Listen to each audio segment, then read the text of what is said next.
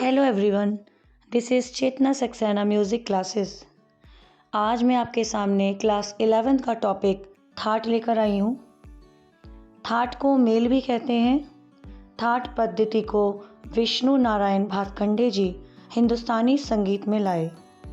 7 स्वरों की वह क्रमिक रचना जिससे राग उत्पन्न होता है उसे थाट कहते हैं। कुल थाटों की संख्या 10 है।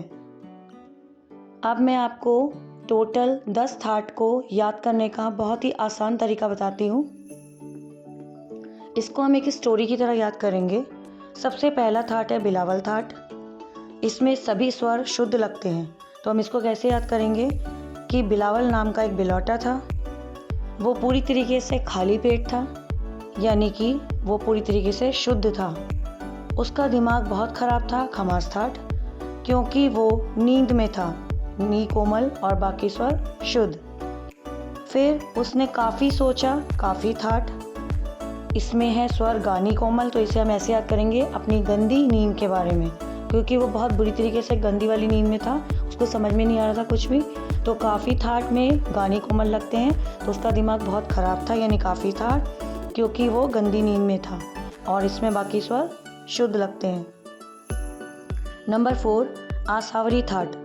फिर उसे एक आसान तरीका याद आया, यानी कि आसावरी थाट। उसने अपनी गंदी नींद के बारे में सोचा, यानी कि गा कोमल, नी कोमल, और वो पूरी तरीके से नींद में इतना बुरी तरीके से चूर था कि वो धूल में भी सना हुआ था। तो गा कोमल, नी कोमल, था कोमल और बाकी स्वर शुद्ध। फिर उसने सामने से भैरवी नाम की एक बिल्ली को आते हुए देखा, भैरवी थाट, यानी भैरवी थाट आ गया हमारा।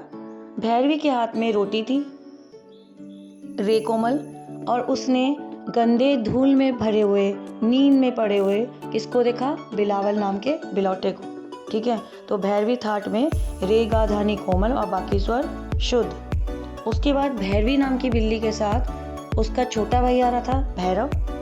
तो ये भैरव थाट की उत्पत्ति हुई। भैरव के हाथ में भी रोटी थी, रे कोमल, और भैरव ने धूल में सने हुए बिलावल बिलौटे को देखा, तो रेधा कोमल, बाकी स्वर शुद्ध। उसके बाद उन तीनों ने, यानी बिलावल, भैरवी और भैरव ने एक कल्याण की सोची, अपने सबके कल्याण की सोची, कल्याण थाट। और हम सब जब टेंशन में होते हैं, हमारे दिमाग कुछ खराब होता है, कुछ भी प्रॉब्लम होती है, तो उस प्रॉब्लम का हल कौन निकालता है, हमारी मम्मी।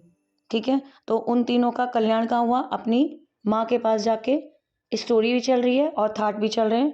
तो कल्याण थाट में माँ तीव्र होता है और बाकी स्वर शुद्ध होते हैं।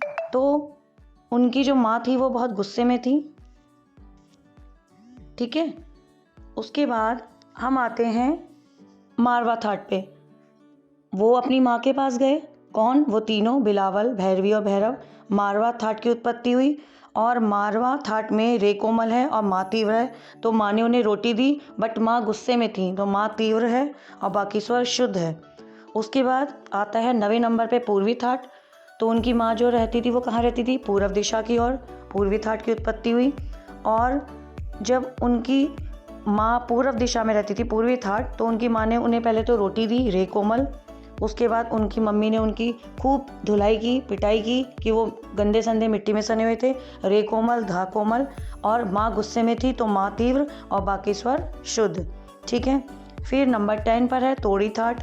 माँ ने उन सब की खूब तुड़ाई की, खूब पिटाई की, तीनों की, तोड़ी थाट। उसके बाद माँ ने उन्हें रोटी तो दी पर गंदी धुलाई भी की थी, तो रे कोमल, गा कोमल, धा कोमल, माँ तीव्र, यानी माँ गुस्से में थी और बाकी स्वर शुद्ध। तो इसको मैंने आपको थाट को एक स्टोरी की तरह समझाया है। उम्मीद करती हूँ कि आपको ये स्टोरी समझ में आई होगी। इसे आप बार बार सुनिए तो आपको थाट ऐसे लर्न होंगे कि आप कभी भी भूल नहीं पाएंगे। Thank you.